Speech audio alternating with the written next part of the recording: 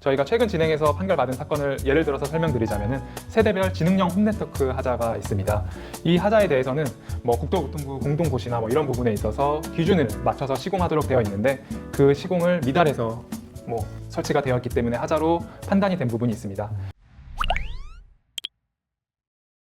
안녕하세요. 법무법인 화담의 최현정 변호사입니다. 박영준 변호사입니다. 네, 오늘은 저희 법무법인이 실제 진행하고 있는 하자 소송 사례를 중심으로 말씀드리겠습니다. 저희가 소송을 계속하고 있는데 최근에도 또 판결이 나서 판결금 지급됐잖아요. 그 사건은 또 어떤 특징이 있을까요? 네, 저희가 최근 판결받은 사건들을 좀 설명을 드리도록 하겠습니다. 먼저 크게 두 가지로 분류하자면은 일반적인 하자와 특수하자에 대한 소송이 진행이 됐었습니다. 일반적인 하자 같은 경우에는 잘 아시다시피 저희가 한 500여 가지의 하자들을 보통 주장을 해서 인정을 받고 있죠. 그렇기 때문에 생각하시는 결로, 누수 이러한 하자들부터 눈에 보이지 않는 사용검사전 하자까지 모두 다 판결금으로 받아들이고 있습니다. 이런 하자 보수비 자체는 생각하시는 것보다 사실 사용검사전 하자가 그 비중이 매우 높기 때문에 굉장히 큰 금액이기 때문에 놀라시는 경우도 있으시죠.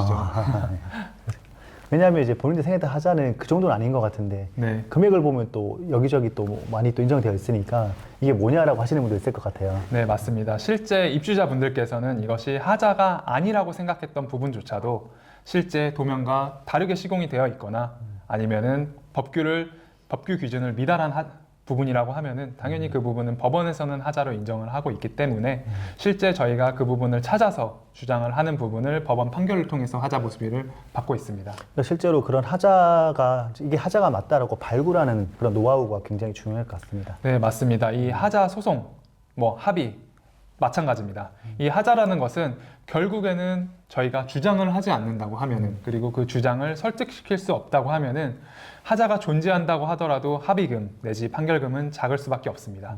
그렇다고 하면은 최대한의 하자를 주장을 하고 그 주장한 하자만큼 설득시킬 수 있는 능력이 가장 중요하다고 볼 수 있겠죠. 네.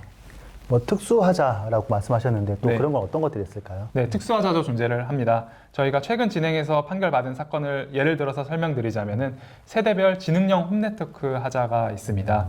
이 하자에 대해서는 국토교통부 공동고시나 이런 부분에 있어서 기준을 맞춰서 시공하도록 되어 있는데 그 시공을 미달해서 설치가 되었기 때문에 하자로 판단이 된 부분이 있습니다. 가장 대표적인 예로는 홈게이트웨이 미시공 그리고 예비전원장치 미시공이 있는데 홈게이트웨이 미시공 같은 경우에는 지금 법원에서 많이 다퉈지고 있습니다. 실제 이거에 인정이 돼야 된다 안 돼야 된다 고시가 발행된 시점 자체를 놓고 이거를 적용할 수 있느냐 없느냐에 대한 굉장히 많은 다툼이 있는데 그거와 다르게 다툼의 여지, 논쟁의 여지가 없이 인정되는 부분 하자가 있죠. 실제 이런 홈게이트웨이에 예비 전원 장치가 설치가 되어 있어야 됩니다.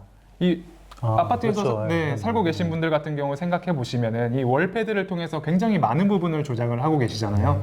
그런데 그 월패드가 만약에 어떠한 비상사태에 의해서 정전이 일어나거나 어떠한 이유로 인해 가지고 전원이 나갔을 때 아파트 그렇죠. 전용 공간에서 온도를 조절하거나 어떠한 시스템적으로 관리를 할 수 있는 부분 자체가 마비가 되기 때문에 이러한 부분에 있어서 예비 전원 장치를 시공하도록 되어 있는데 그 부분이 시공이 되어 있지 않는 경우가 많기 때문에 이러한 부분이 하자로 다 인정을 되고 있습니다.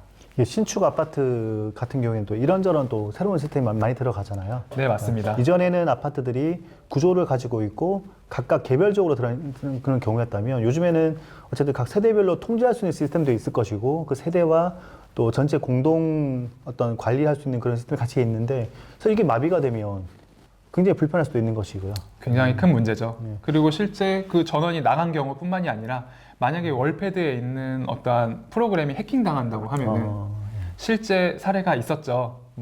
사실 개인 집에서는 모든 복장을 이렇게 입고 다니시는 건 아니잖아요. 네, 그렇죠. 편하게 복장을 입고 다니는데 그러한 장면들이 해킹을 당해가지고 외부로 유출됐을 경우에 그 피해 자체는 우리가 생각했던 것보다 더 크게 될 겁니다. 그러니까 신축 아파트들이 새로운 시스템을 많이 홍보를 해서 도입을 하는데 사실 많이 검증되지 않았음에도 불구하고 어쨌든 분양을 위해서 급하게 도입하는 경우도 있을 것이고요.